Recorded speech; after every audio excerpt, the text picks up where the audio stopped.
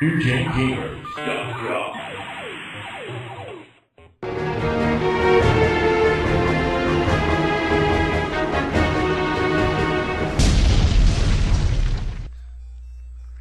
Because I'm not sure which house is...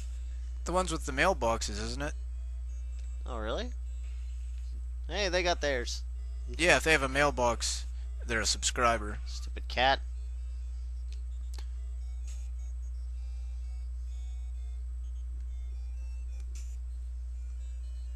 And the game doesn't change a whole lot. You know, the houses come up in different orders. The people and objects are always in different places, but Whoa. essentially the game's the same. You get to the end, and then you get to go through the awesome training course. Let's see if you can do it this time, folks. Oh, I don't know how you made it through that, but...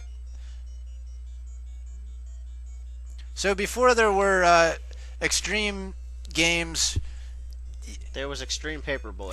Yeah, that was about the most you got for BMX biking. Well, let's take... Or not BMX. Yeah, BMX. Let's take a look at a title from one of Konami's subsidiaries that would become famous later on.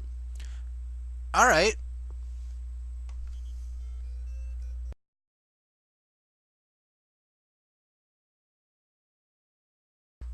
There we go. Alright, everybody. This was from Konami's Ultra Games label. This is... You may recognize this. Maybe not. You may recognize the name Snake. Does Snake sound familiar? Metal Gear? Metal Gear? What's a Metal Gear? I don't know, but it's bringing Looks like back a giant memories. mech.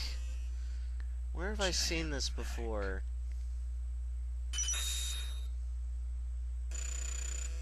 Lieutenant Snake. Snake. Oh! I know who they mean. Was this the, Is this Solid Snake? Perhaps it is. So forgive our sarcasm, folks, as we introduce the Metal Gear before it was Solid. Yes, this is the unofficial sequel to Metal Gear. This is Snake's Revenge. And there is our hero Snake. He looks a little bit different than the Metal Gear Solid Snake, but that's the same dude. And he is badass, as we know. So, this game is a sequel to Metal Gear. And Metal Gear was a different type of game. Rather than just run through and kill all the enemies, young video game designer Hideo Kojima had an idea. Maybe rather than just focus on killing the enemies, you could focus on stealth and getting away from the enemies and avoiding the enemies and make that the gameplay aesthetic. Uh-oh, someone's been seen. So once you're seen, all hell breaks loose and you've got to try and survive.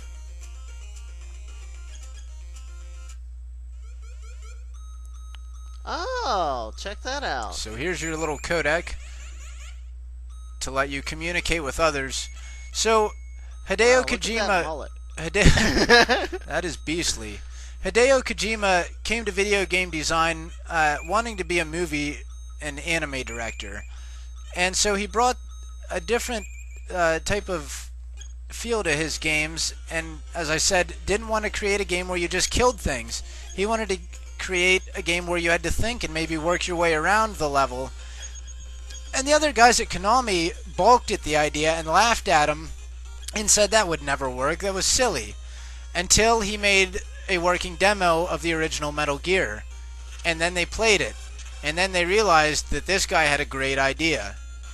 And so the original Metal Gear was born. And so it was a fairly well-known game and did fairly well, and Konami did more of them on the Nintendo Entertainment System, with this one on the MSX computer system in Japan. And the series would really gain fame on the PlayStation with Metal Gear Solid, which took the cinematic level to a whole new level and offered and ushered in a whole new type of game when they took this to the 3D world. But this was the seeds for it, and if you've played Solid, you can see a lot of similarities to it, but at the same time, it's vastly different. Yeah. I mean, it kind of has the same feel where you're sneaking around, but you know, it's not the same, you know, until you have a bit more. We're getting a little bit of a technical glitch here. Our game is starting to crap out on us as we play through the level here, so we'll play till it goes into mush. So this could be pretty quick here. Just pretend that Snake's going into some sort of hallucination and flashing back to a previous time in his cloned life. Anyone that's followed the Metal Gear series knows that the stories are very convoluted and have a lot of depth and backstory and are very odd. So, alright, well that was our look at Metal Gear, well, Snake's Revenge. Yes, so we wanted to throw that one out as a game made for the home consoles and one that helped put Hideo Kojima, a now famed game designer, on the map.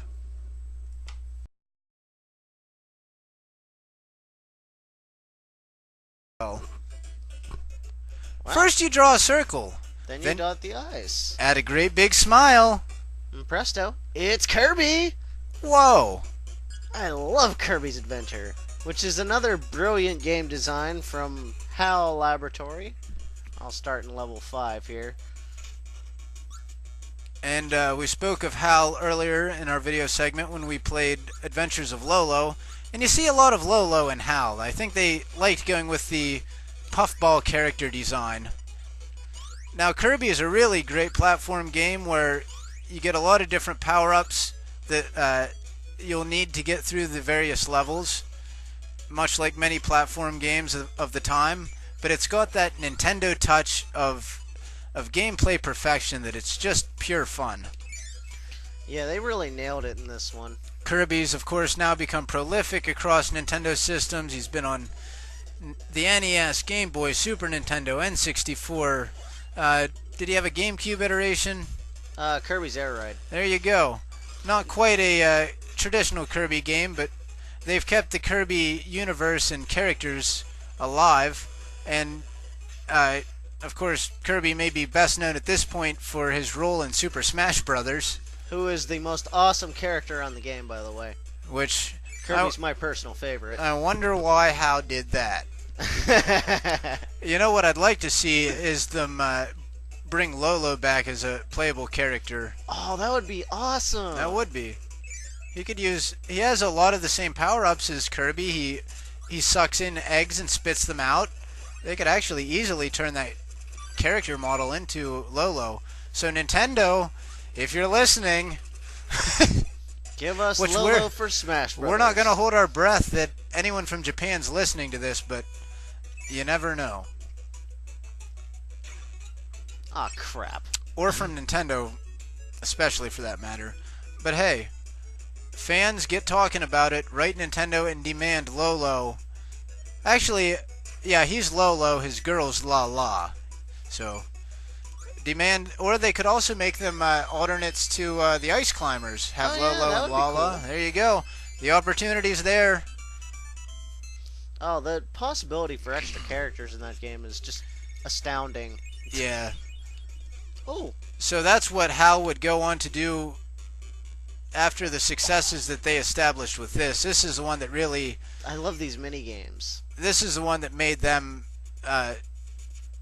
really stand out worldwide, but I mean, this is the one people know.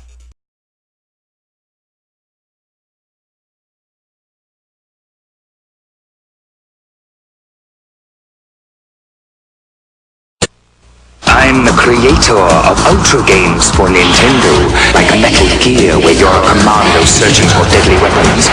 Defender of the Crown with strategic castle sieges, babes in distress, and skate or die in 5 rad events that pit you against a friend or bionic Lester.